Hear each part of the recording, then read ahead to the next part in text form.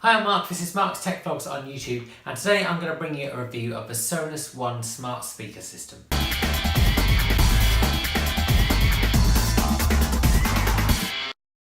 If you've been around for a while, you'll know that over the last couple of years I've talked a lot on this channel about how to do multi-room audio on a budget, by which I mean being able to get your music to play in lots of different rooms of your house at the same time.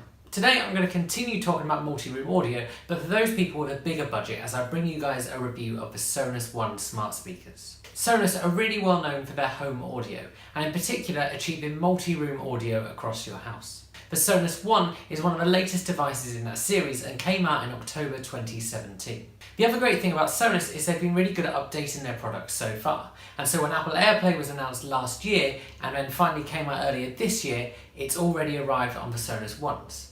So in this video I'm going to be bringing you guys a review of the Sonos One speakers and letting you know how they work for a multi-room audio solution. So first let's talk about the price. The price of the Sonos Ones is probably the biggest downside, and they cost £199 each. However, there's offers that crop up every so often, which means you can typically get two as a pair for £360. Next, let's talk about design. The Sonos Ones come in a choice of two colours. You can get them in black and you can get them in white. The design itself is quite nice with rounded edges and a metal front. The thing I found with the design is it looks fairly inconspicuous and fits in quite nicely wherever you put it. The power cable fits seamlessly underneath, and the back has a network port, which is great if you want to connect via Ethernet if your home Wi-Fi signal isn't particularly good. The back also has a button that you typically just use when you set them up. The top of the device has an indicator light and touch controls for volume, play and pause, and turning the microphone on and off.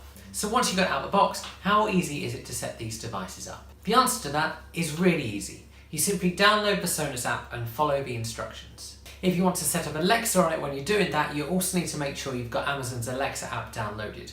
From now on, I'm just going to refer to that as a voice assistant so I don't set off your devices at home. One of the things I did find about setting up a voice assistant is it took a couple of taps to actually get it to do it and to connect to Amazon. But once I did that and I signed in, it was set up and ready to go really easily. In terms of making tweaks and things as you go along, anything you want to do that relates to the speaker itself, you do in the Sonos app, and anything you want to do that relates to the voice assistant, you do in the Alexa app. So this is a place where you add your skills and set up things like to-do lists and accounts for that, etc. In the Sonos app during setup, you also have the option to configure your speakers to the room you're in. Sonos say that this will make your speaker sound better because it will adjust to where it is in the room. The process of doing this essentially involves waving your phone around as you walk around a room and the speaker plays some noise. It then analyses this and does something to make your speaker sound better. In the Sonos app you can adjust various settings for each of your speakers. You can rename the devices, you can turn the volume up or down, you can adjust the bass and the treble, and you can also do things like turn off the indicator light, which is particularly good if you have your device in the bedroom.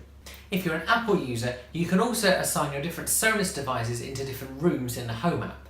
This means that you can then use Siri to play music in different rooms of your house. There are some really good instructions on doing this on the Sonos website. Next, let's talk about the usability. Of course, the most important thing about any speaker, whether it's smart or not, is actually how good it sounds. And the Sonos One is an incredibly good sounding speaker.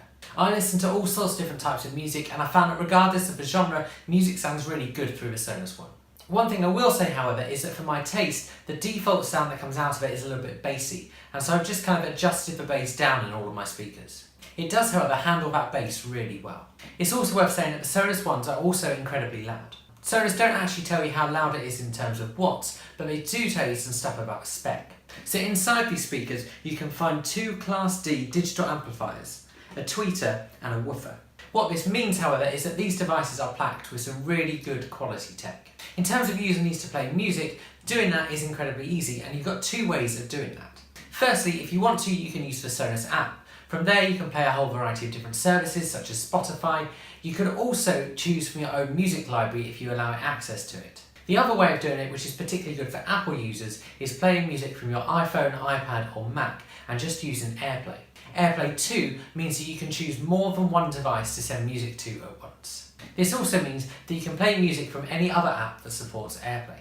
This is a good time to point out that actually these are wireless speakers that play music over Wi-Fi, and so if you're hoping for a Bluetooth device, these certainly aren't for you because they don't have Bluetooth built in. Sonos do, however, have apps for both Android and Apple. The other really nice additional feature is that you can use a voice assistant with the Sonos Ones. Prior to having these, I had an Echo Dot in one of my rooms and I found it really helpful, but I found times where actually I wanted to use it but it wasn't in that room. Having it built into my Sonos speakers is even better because it means I've got my home assistant in rooms all across the house. This means that you can use the voice assistant on the Sonos One to do anything from turning your lights on to playing or pausing or turning down the music. You can also ask it all sorts of questions or ask it to put things on your shopping list or any of the other skills that you might have added to it. You also don't actually have to add a skill to every single one, but once you add the skill to your Amazon account, that skill works on all of your Sonos Ones.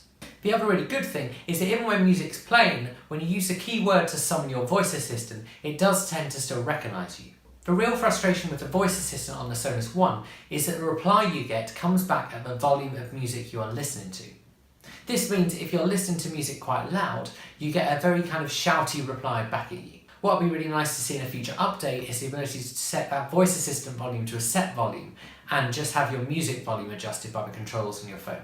It's also worth saying you can use the voice assistant to control some music services but not others. For example, if you're using Apple Music from your phone, you can use it to turn the music up or down or pause or go to the next track, but you can't use it to play something in particular.